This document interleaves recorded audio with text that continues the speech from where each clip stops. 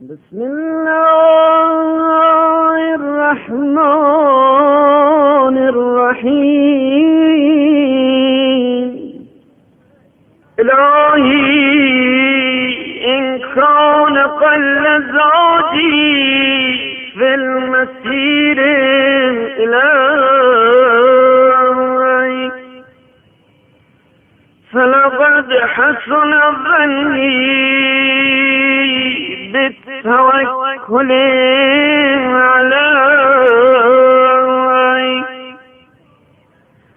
وإن كان جرمي قد أخافني من عقوبتك، فإن رجائي قد أشعرني بالأمن من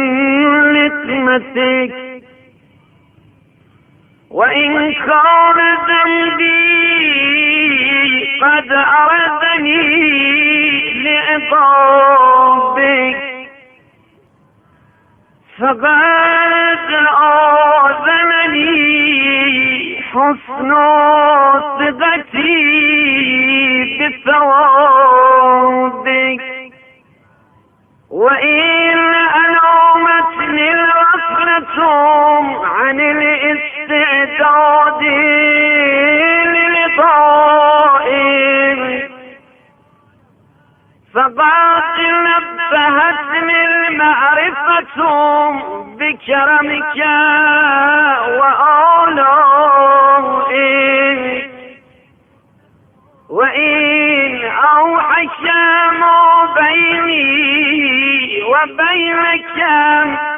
فرط العصيان والطغيان فقد آنسني بشرى الغفران والرضوان. أسألك بسبحات وجهك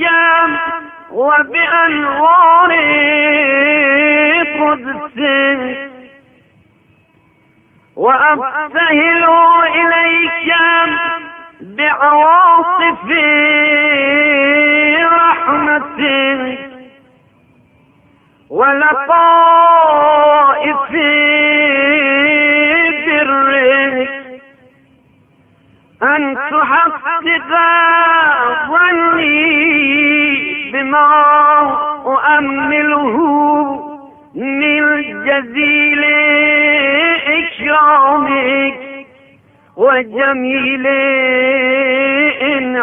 إنعامك في الغربى من شوى الزلفى لدي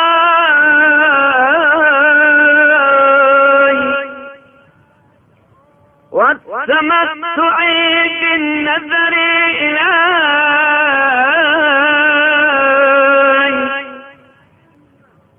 وها أنا متعرض لنفحات روحك وعطفك، ومنتجع غيث جودك ولطفك، فار من سخطك إلى رضاك، هارب منك إليك راج أحسن ما لديك، معول على مواهبك، مفتقر إلى رعايتك،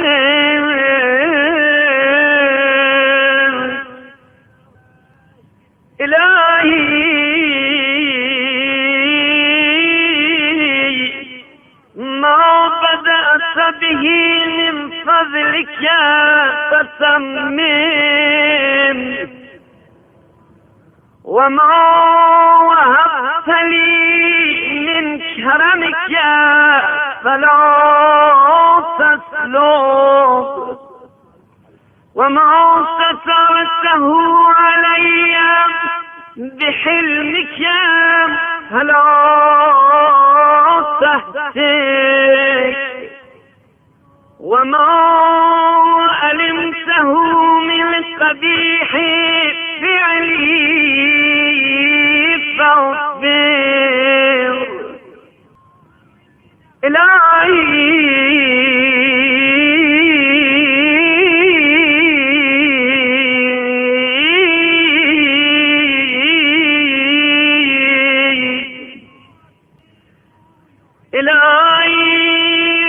استشفعت بك إلهي،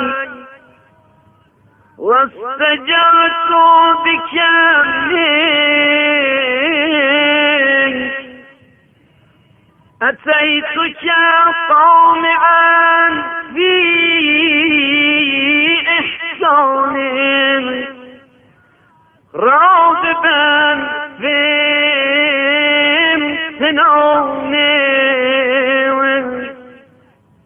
مستسقيا وبلا قولك، مستمطرا غماما فضلك،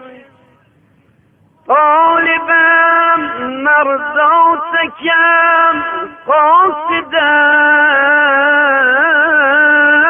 جنابك، واردا شريعة رفدك، ملتمسا ثني الخيرات من عندك، وافدا إلى حضرة جمالك، مريدا وجهك طاردا بابك، مستكينا لعظمتك وجلالك، فافعل بما أنت أهله من المغفرة والرحمة، ولا تفعل بما أنا أهله من العذاب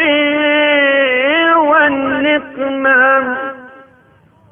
برحمتك يا